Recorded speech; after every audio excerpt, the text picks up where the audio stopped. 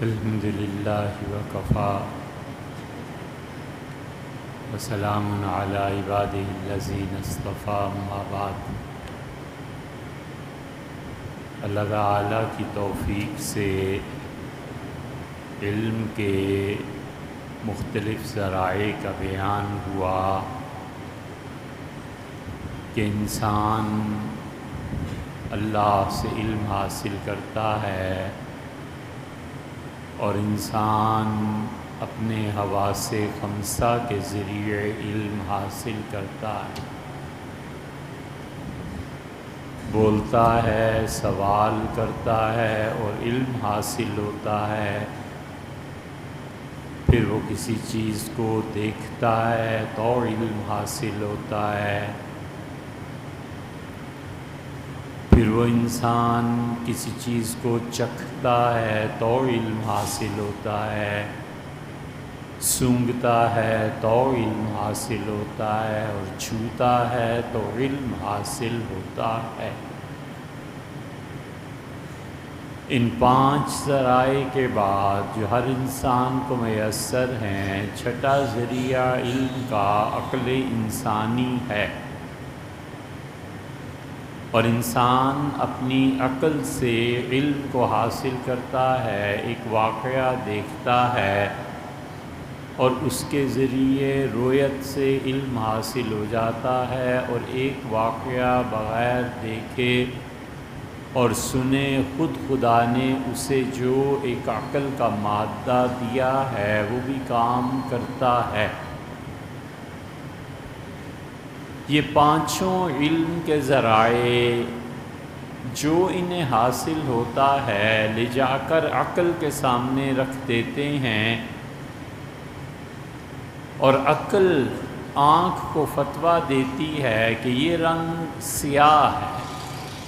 پھر عقل انسان کو یہ سکھاتی ہے کہ یہ رنگ سفید ہے۔ انسان چھوتا ہے اور عقل یہ فتویٰ دیتی ہے کہ یہ چیز ٹھنڈی ہے یا گرم ہے، اور انسان اسی طرح سوال کرتا ہے اور کان اسے بتاتے ہیں کہ تم نے کیا سنا اور اس پہ عقل نے کیا کہا۔ تو ان 5 ذرائع، یہ 5 سینسز، اس کے بعد آگے چلتی ہے عقل، اور عقل اس کو فتویٰ دیتی ہے، اور آنن فانن یہ کام اتنی تیزی سے ہوتا ہے کہ انسان عقل سے، علم سے اس کا ادراک کر سکے تو کر سکے، وگرنہ کوئی ذریعہ نہیں ہے کہ انسان اسے خود سے کچھ چیز سمجھ سکے۔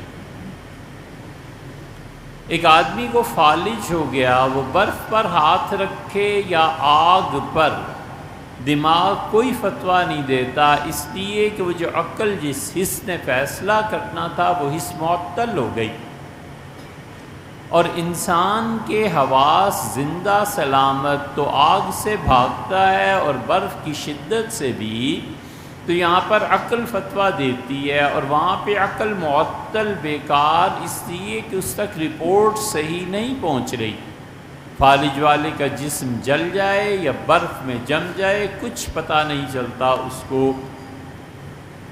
تو اس لیے چھٹی چیز یہ عقل، اور جہاں انسانی عقل بالکل بیکار کبھی کبھی ہو جاتی ہے، وہاں پہنچ کر وہی پھر فتویٰ دیتی ہے، اور وہی اس عقل کا ہاتھ پکڑ لیتی ہے، اور نتیجہ یہ کہ میٹا فزکس اور وہ چیزیں جو انسان کی عقلیات سے بھی ماورا ہیں اور انسان کچھ نہیں سمجھ سکتا، وہاں پہنچ کر وحی کا دائرہ شروع ہوتا ہے، اور وحی کا دائرہ پہلی مرتبہ اور پھر آخری مرتبہ سامنے آتا ہے۔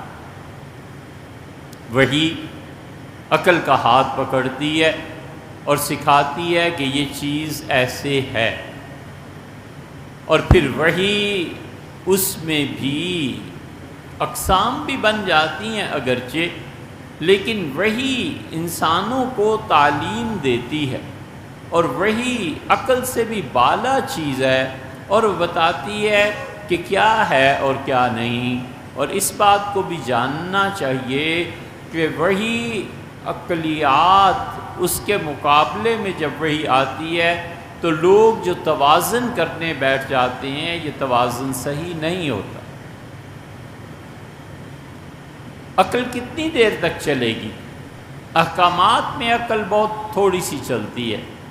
مثلا یہ تو سمجھ میں آتا ہے کہ زکوٰۃ دے دی، کسی غریب کا بھلا ہو گیا۔ نماز میں عقل کو کہاں استعمال کرنا ہے؟ شریعت کہتی ہے، وحی کہتی ہے نماز پڑھو، عقل کہتی ہے کیوں پڑھو؟ عقل کہتی ہے کہ اس لیے کہ عبادت اللہ نے تمہاری فطرت میں رکھی ہے، ٹھیک ہے میں عبادت کر لیتا ہوں۔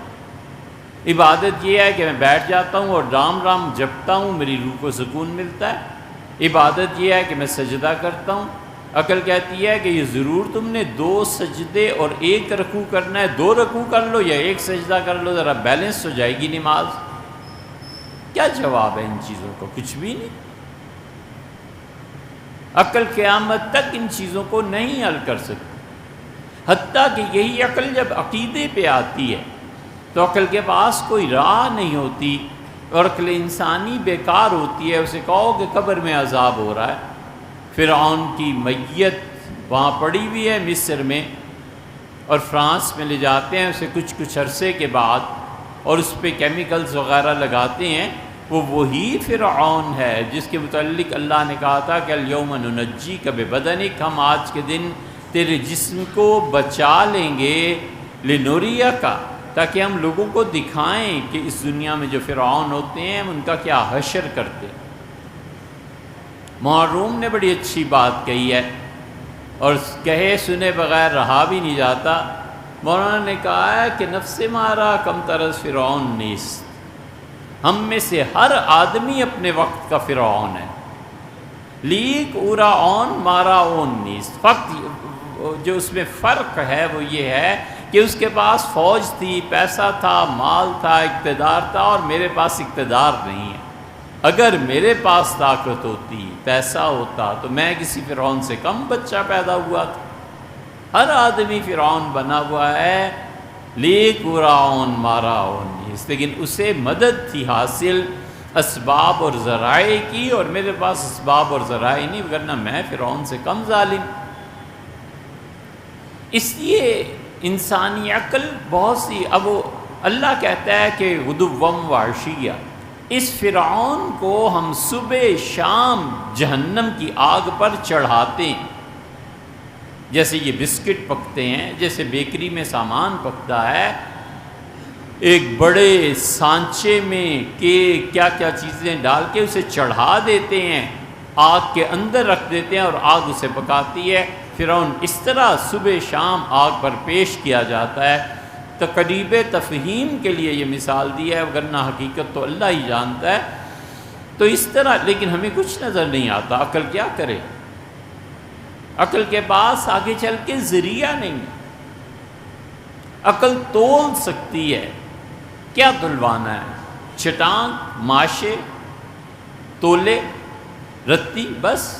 اور عقل کو کوئی کہے کہ جو تم ہو ترازو اگرچہ اتنی سی ہو، لیکن ہم کو یہ ہمالیہ کو، مارگلہ پورے کو تولنا چاہتے ہیں، تو پھر بیٹھا رہے ساری زندگی، مارگلہ تو نہیں تلتا۔ اسی طرح عقل ترقی آہستہ آہستہ کرتی ہے، یہاں تک کہ عقل جب عاجز آ جاتی ہے تو پھر مشاہدات شروع ہوتے ہیں، اور مشاہدات انسان کے علم میں اضافہ کرتے ہیں۔ مگر کامل مشاہدات میں جب علم میں اضافہ ہوتا ہے تو اتنا ہی آدمی پھر چپ ہوتا چلا جاتا ہے، گونگا ہو جاتا ہے، جو کچھ دیکھتا ہے بیان نہیں کر سکتا، جو کچھ سمجھ میں آتی ہے زبان سے کہہ نہیں سکتا۔ جو جتنا معرفت کے مقام پر پہنچ جاتا ہے وہ سوائے حیرت کے اور کچھ نہیں رہتا اس کے پاس۔ اسی لیے رسالت مآب صلی اللہ علیہ وسلم کی جگہ حجرے سے عثمانیوں کے ہاں جب ان کی سلطنت تھی تو ناگوار بو آتی تھی، لوگ بڑے پریشان ہوئے۔ مسجد نبوی میں گورنر آیا اور اس نے بھی تحقیق کی، کچھ پتہ نہیں چلا۔ اس نے آخر خط لکھا استنبول، اور وہاں سے جو امیر المومنین تھے ان کا جواب آیا، انہوں نے کہا اس وقت امت میں سب سے ٹاپ پہ جو آدمی ہے عبادت اور ریاضت میں، اسے ڈھونڈو۔ تو ایک شافعی فقیہ تھے رحمۃ اللہ علیہ، بڑے صوفی تھے، انہیں ڈھونڈا گیا تو انہوں نے بالکل انکار کر دیا، حتیٰ کہ ترکوں نے خاص طور پہ شہزادے حاضر ہوئے اور انہوں نے کہا حضرت حضور اقدس صلی اللہ علیہ وسلم کا معاملہ ہے، آپ کیسے انکار کرتے ہیں؟ انہوں نے کہا اچھا پھر مجھے روزے رکھنے دو، میری ہمت نہیں ہے کہ نبی کریم صلی اللہ علیہ وسلم کی اصل قبر جا کر دیکھ سکوں۔ 40 روزے رکھے انہوں، اور پھر وہ نیچے اترے اور وہ انہوں نے دیکھا ایک بلی تھی، وہ مری بھی پڑی تھی، انہوں نے ان چیزوں کو جمع کیا، رسول اللہ صلی اللہ علیہ وسلم کے حجرے میں جھاڑو دیا، خوشبو لگائی اور باہر آ گئے۔ لوگ کہتے ہیں ہم نے پوچھا ان سے، وہ پہلے تو پھر تھوڑا بہت بول لیتے تھے، اب ایسے چپ ہوئے کہ موت نے جا کر ان کا روزہ چپکا ختم کیا، بولے ہی نہیں پھر۔ کیا دیکھا تھا انہوں نے، کیا سمجھا تھا انہوں نے، کیا ان کو ادراک ہوا، کچھ پتہ نہیں۔ علامہ اقبال کے متعلق بھی آتا ہے کہ زندگی کے آخری جو سال تھے وہ بس ان کا نوکر کہتا ہے کہ نماز پڑھ کے تلاوت کر کے سو جاتے تھے، جب اٹھتے تھے تو ایک بنیان اور ایک دھوتی پہن کے اور حکا لے کے حکا میں رکھ دیتا تھا، دیر تک دوپہر تک حکا پیتے رہتے تھے اور روتے رہتے تھے، کوئی نہیں جانتا تھا کہ کیوں رو رہے ہیں اور کیا کیفیت گزر۔ اس لیے عقل، اس کے بعد وحی آ جاتی ہے، اور وحی جو کچھ بتاتی ہے انسانی عقل سے بسا اوقات سمجھ بھی نہیں سکتی، اس لیے کہ نبوت اس کا ہاتھ پکڑ لیتی ہے، اور نبوت کہتی ہے کہ تم جو کرنے لگے ہو غلط ہے، صحیح ہے، ہم تمہیں بتاتے ہیں۔ آخر کس بنیاد پر سور کا گوشت حرام اور گائے کا حلال ہے؟ یہ نبوت کی تعلیم ہے، عقل کی کوئی نہیں۔ کس بنیاد پر نکاح کی تقسیم ہے کہ یہ ہو سکتا ہے اور یہ نہیں ہو سکتا؟ یہ نبوت کی تقسیم ہے، عقل کی کوئی تقسیم ہے کچھ بھی نہیں۔ عقل کے نزدیک تو مرد مرد اور عورت عورت۔ زندگی کی 20 چیزیں ایسی جس میں عقل انسانی کا کوئی دخل نہیں ہے۔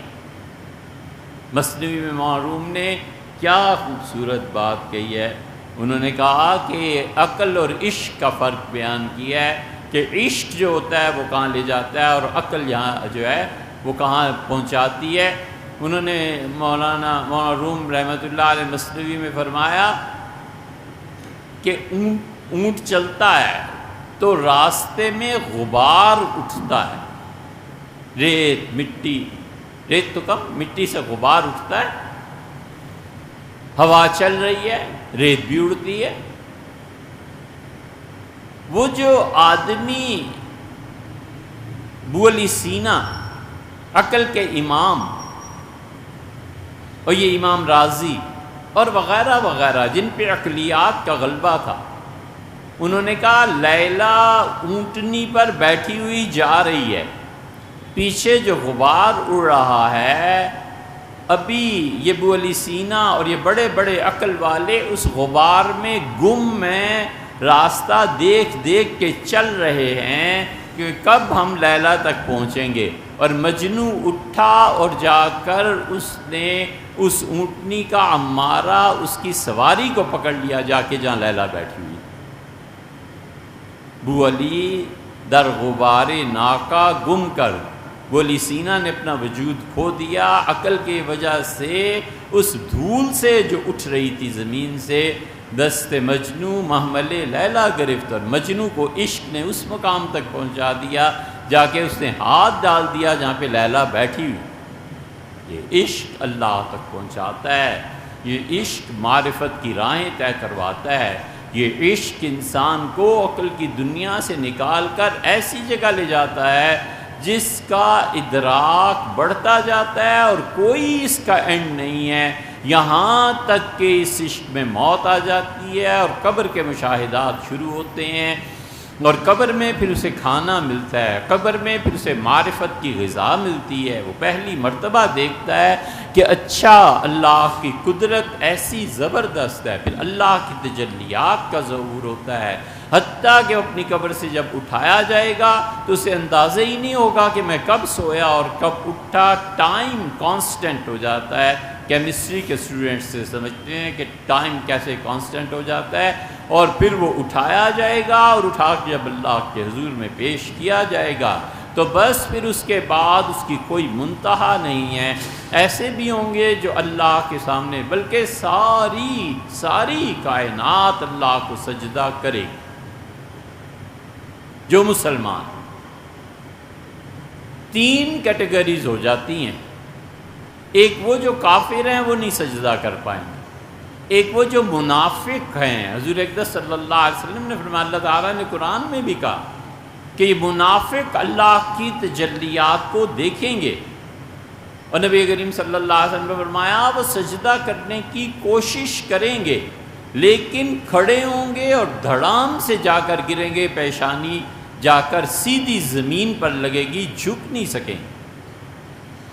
اس لیے اس نماز کے پڑھنے کو کیوں لازم قرار دیا گیا ہے؟ شاہ ولی اللہ رحمۃ اللہ کا اس لیے کہ انسان میں استعداد پیدا کرتی ہے اللہ کی پہلی تجلی جو پڑے گی نا اس کو قبول کرنے کی۔ بچہ ہے، یہ سارے جو جم والے ہوتے ہیں کیا کرتے ہیں، 1 پاؤ 1 کلو 2 کلو ہوتے ہوتے منوں تک لے جاتے ہیں۔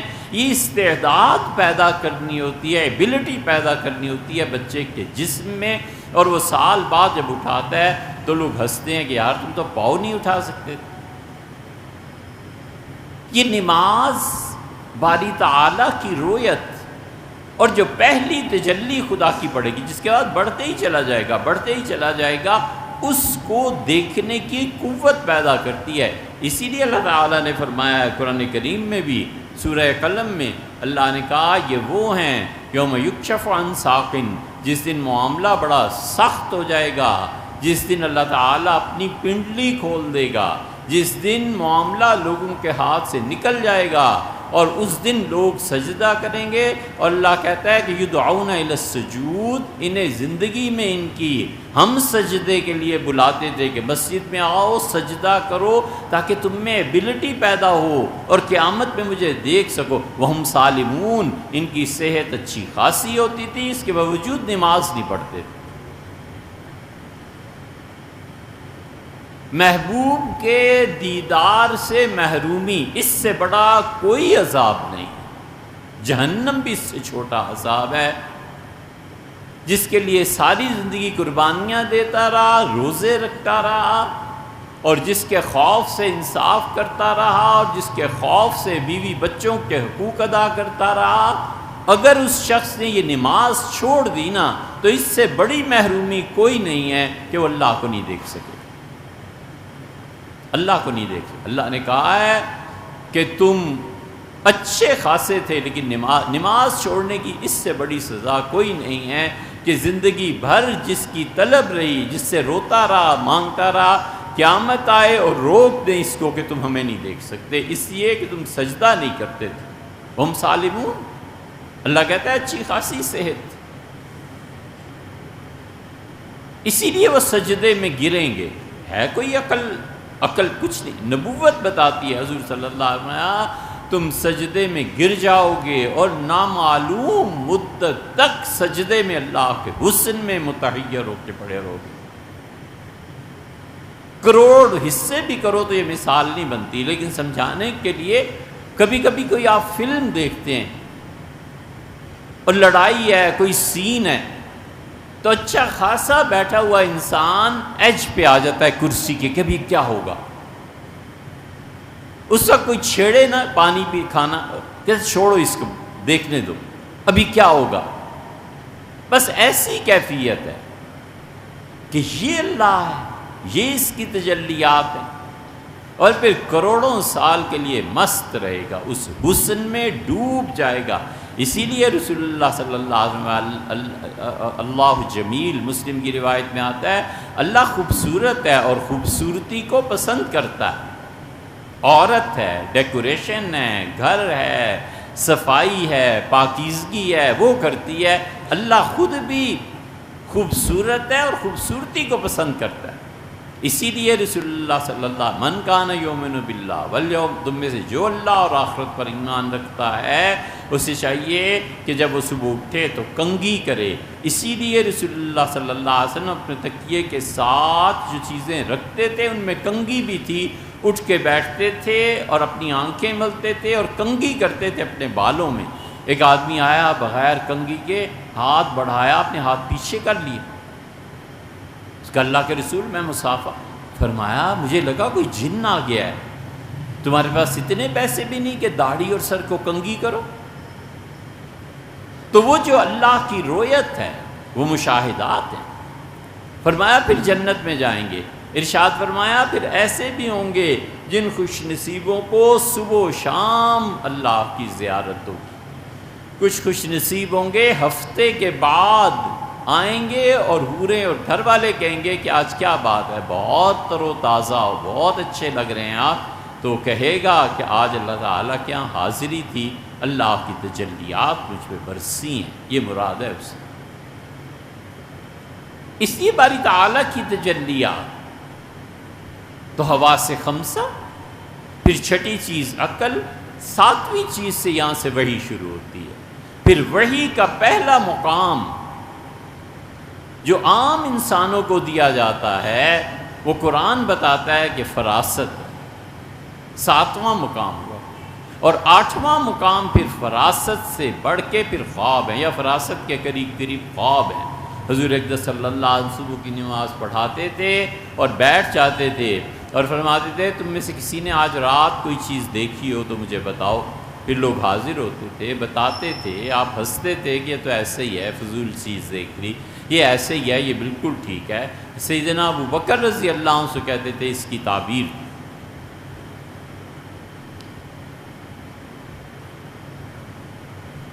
نویں چیز ہے یہ، اور فراست اور کشف کے بعد الہام ہے، اللہ خود بندے کے دل میں ڈال دیتا ہے، اللہ تعالیٰ خود منکشف کر دیتا ہے۔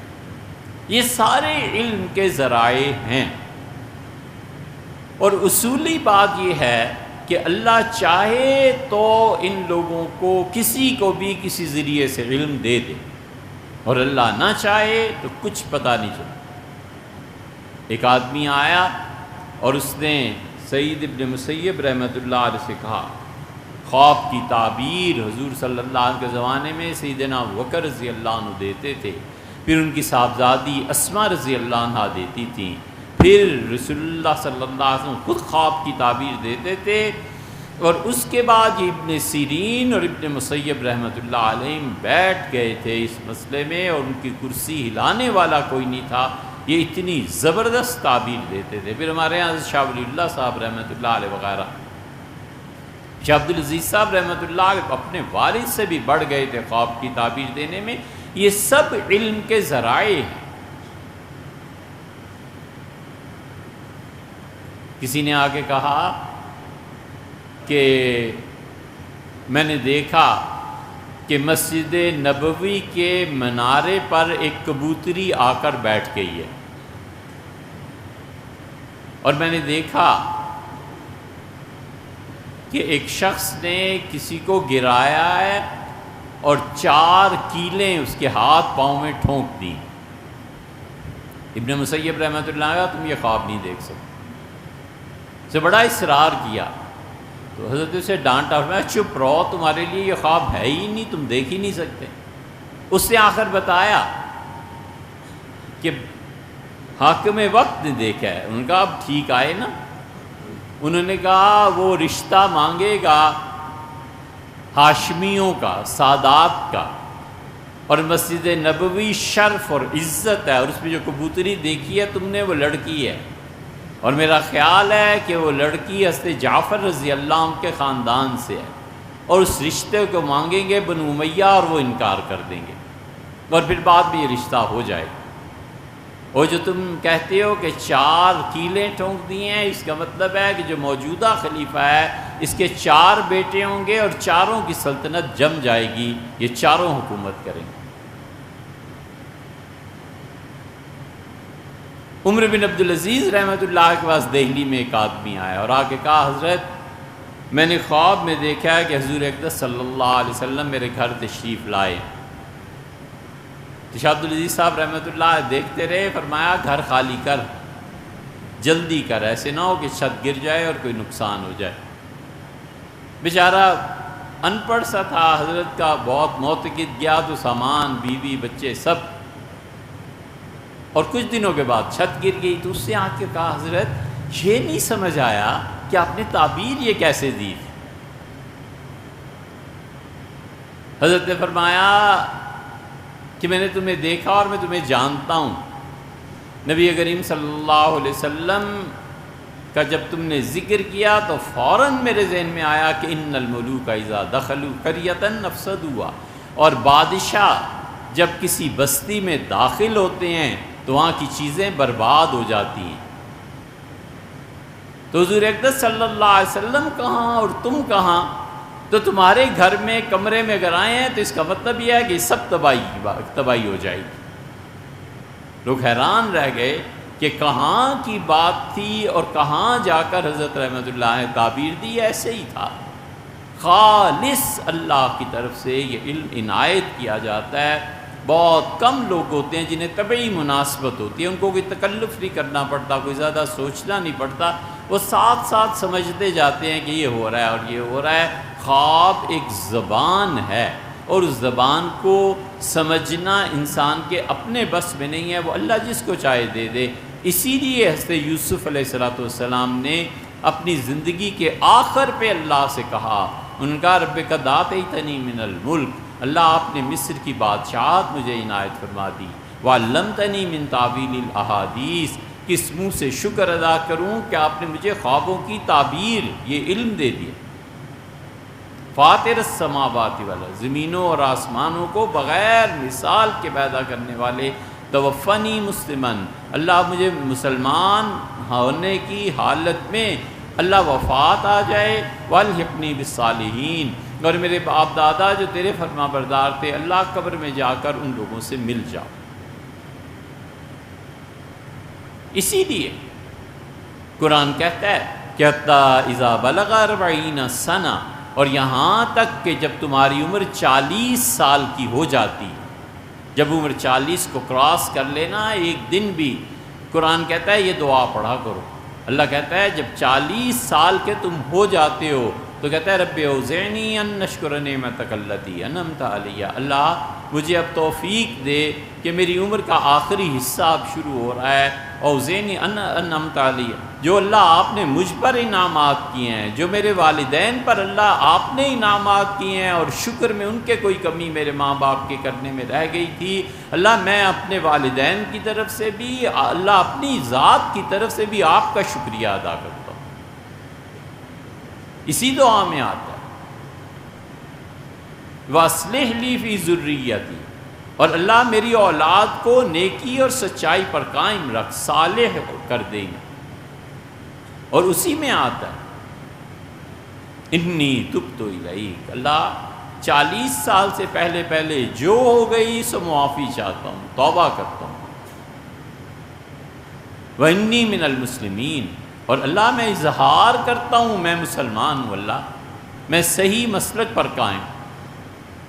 انہوں نے بھی یہی کہا سے یوسف علیہ السلام، الحقنی بالصالحین، اللہ مجھے نیک لوگوں سے ملا دے موت کے بعد۔ تو اس طرح خواب سے علم دیا جاتا ہے۔ قیدیوں نے خواب دیکھا اور اسے کہا کہ میں نے 7 بیل گائے دیکھی ہیں، 7 بقرات، 7 گائیں دیکھی ہیں، بہت موٹی تازی، اور پھر میں نے 7 بہت دبلی پتلی دیکھی ہیں۔ نبئنی بتاویل، بادشاہ نے کہا، بادشاہ نے درباریوں اس کی تعبیر بتاؤ، اور میں سمجھتا ہوں کہ تم میرے درباری وزیر سفیر ہو کے اس کے اہل ہو کہ اس کی تعبیر دو۔ قالوا اضغاث احلام، انہوں نے کہا بادشاہ سلامت، آپ کا خواب ایسے ہی خیالات ہیں اور کچھ نہیں۔ اور پھر وہ اٹھا جو قید میں تھا اور اسے کہا کہ انا انبئک بتاویلہ، میں آپ کو خواب کی تعبیر بتاتا ہوں، مجھے جیل بھیجیں۔ وہ جیل گیا اور جا کے اس سے کہا یوسف ایھا الصدیق، یوسف ہمیشہ سچ بولنے والے آدمی، یہ بتا یہ خواب ہے۔ تو انہوں نے کہا کہ 7 سنین، تمہارے بادشاہ نے جو خواب دیکھی ہے 7 سال آئیں گے بڑی خوشحالی کے، 7 ایئرز۔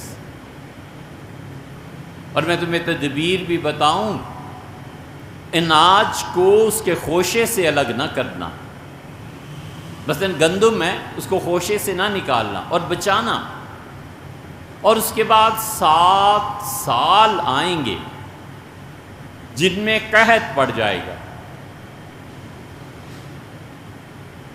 اور ان 7 سالوں میں یہ اناج کام آئے گا جو تم نے بچا کر رکھا ہے۔ وہ 7 سالوں کا بچایا ہوا 7 قحط کے سالوں میں جب مری پڑ جائے گی، بھوک ہوگی، تمہیں کام آ جائے گا۔ اور پھر یہ تو حضرت نے خواب کی تعبیر دے دی، اگلا جملہ آج تک سمجھ نہیں آیا کہ یہ کہاں سے آ گئی تھی بات خواب میں۔ ثم یاتی من بعد ذلک، اور انہوں نے فرمایا کہ 1 سال اس کے بعد آئے گا، فیہ یغاث الناس، اس میں مظلوموں کی مدد کی جائے گی، فیہ یغاث الناس، اس میں بارشیں برسیں گی، وفیہ یعصرون، اور وہ جو 1 سال ان 14 سالوں کے بعد آئے گا نا، اس میں تم پھلوں کا عرق نچوڑو گے، رس نچوڑو گے، تم پھلوں کا جو رس ہے وہ کھاؤ گے۔ اتنا زبردست وہ سال آئے گا کہ مظلوموں کی مدد ہوگی، انصاف ہوگا، اور تمہیں بہت غذا اور بہترین غذا اللہ دے گا، اور مشکلات اور مصائب ہی یغاث الناس، دوسرا ترجمہ کیا گیا ہے لوگوں کی مدد کی جائے گی، زندگی کے ہر شعبے میں سکون کی زندگی آئے گی، اور اس میں تم پھلوں کا عرق نچوڑ کر پیو گے۔ اس 1 سال کا ہمیں بھی انتظار